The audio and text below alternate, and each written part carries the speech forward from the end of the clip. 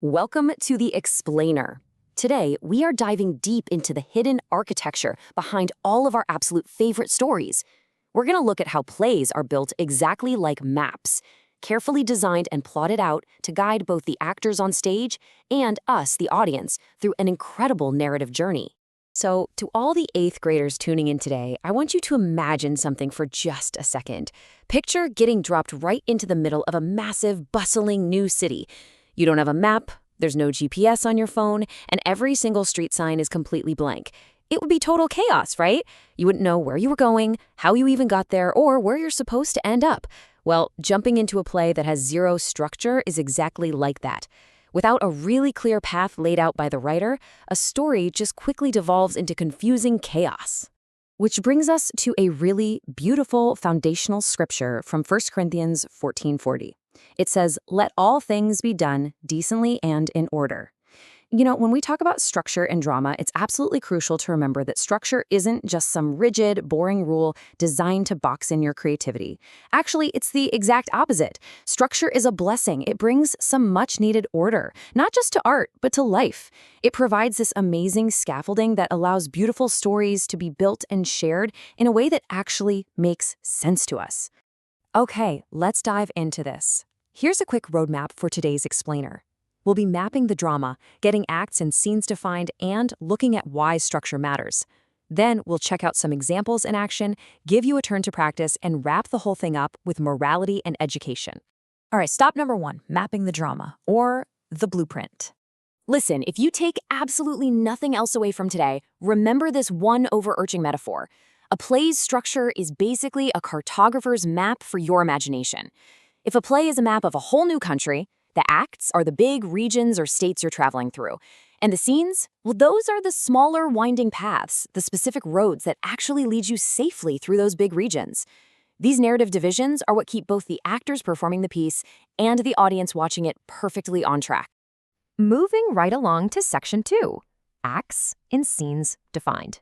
Big regions versus paths. Let's see how this builds our understanding of a script's basic anatomy. So here we can instantly visualize the difference in scale and purpose between these two tools. On one side, you've got an act. An act is a really large division of a play. Think of it kind of like a massive chapter in a novel. Most plays have 2 or 3 acts, but sometimes they're just 1. Then inside that act, we have scenes. A scene is a much smaller section that focuses intensely on one specific moment, a single conversation or a key event. But, how do we actually know when a scene is over? Well, a scene change is a narrative shift, and it's usually triggered by a few specific things. Maybe some new characters enter the room. Maybe the setting physically shifts from, say, a living room to a local coffee shop. Or maybe time just moves forward to the next day. Think about your favorite Marvel movie or that Netflix show you binge-watched last weekend. Every single time the camera jumps to a totally new location or the screen fades to black and suddenly it's morning, boom, that's a scene change. It literally resets the stage for the next piece of the puzzle. That brings us to section 3, why structure matters. Basically, who exactly needs the map? Let's talk about why seeing Act 1, Scene 3 at the top of a script is a crucial guidepost, rather than just some fancy decoration. Now, what's genuinely fascinating here is how literally everyone involved in a story relies heavily on this exact order.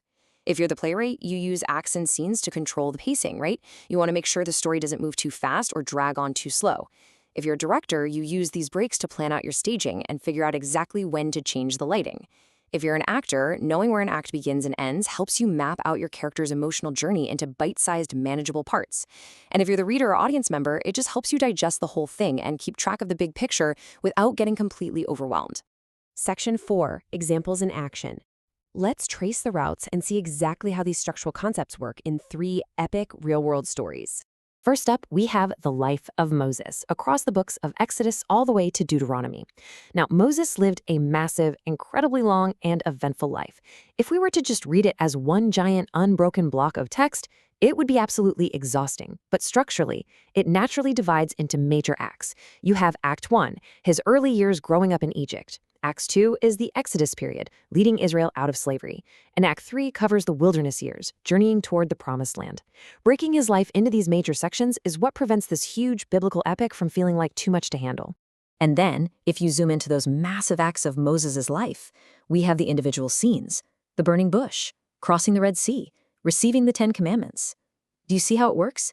These smaller, highly specific scenes are what actually build the larger story. They shine a spotlight on the crucial, deeply personal moments that shape God's overall plan. Let's look at a second example, the classic story of David and Goliath in 1 Samuel 17. Notice how the sequence of events is deliberately laid out.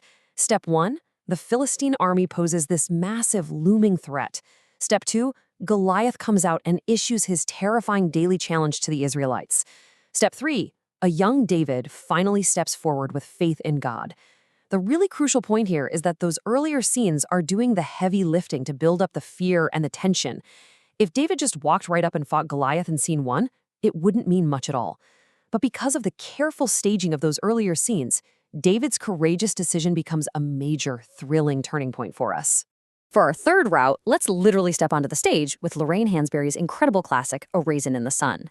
In Act 1, Scene 1, the audience is introduced to the younger family's big dreams and their intense disagreements. It establishes their baseline reality, their normal day-to-day. But then, the scene breaks. In Act 1, Scene 2, a life-changing insurance check suddenly arrives. Hansberry using that specific scene break to dramatically shift the family's choices. The first scene is all about dreams. The second scene forcefully raises the emotional stakes by putting actual money on the table. All right, Section 5, your turn to practice. Yep, it's homework time. We are going to apply this structural roadmap to the media you guys consume every single day. So 8th graders, here is your mission. I want you to go ahead and just pause this explainer right now, grab a notebook, and write down these 5 key questions to test out your new structural knowledge. Number 1, define an act in your own words. 2, define a scene and give me a good reason a writer might change it. 3, explain why David stepping forward is such an important turning point. 4, detail exactly how act and scene divisions help an actor prepare for a role. And 5, the fun one, choose a favorite TV or movie moment of yours and explain exactly how it could work as a scene in a live stage play. And finally, Section 6, Morality and Education, the ultimate guidepost. Let's tie the structural order of a drama directly to the moral order of our own lives. So at HeroesMart Academy, there is this massive core philosophy driving the Godly Learners series, and it's simply this. Education without morality will hurt. Think about it. Just like a play with absolutely no scenes or acts is pure, unreadable chaos, an education without biblical morality just leads to painful, disorganized life choices. Honestly, what is the point of being incredibly smart and highly educated if you're just going to continue making bad choices that hurt yourself and the people around you? You need a structural map for your character, just like a play needs a map for its story. And that brilliantly illustrates our final point here. Romans 8, 6-7 actually promises absolute peace of mind to everyone who keeps their minds spiritual. When we intertwine biblical morality with our daily education, we aren't just learning facts from a textbook. We are learning how to live in order. Keeping a spiritually ordered mind brings peace. And guys, that is the true experience and the ultimate goal we want for every single person engaging with this content. So, as we wrap things up and you look ahead to whatever comes next for you, I want to leave you with this one question to chew on. How will you use godly order to map out the next act of your life story? Because you have the blueprint now, you know exactly how to structure the scenes, combine your smarts with a morally structured foundation, and step confidently into your next act. Thank you so much for joining me on this explainer, and I will see you next time.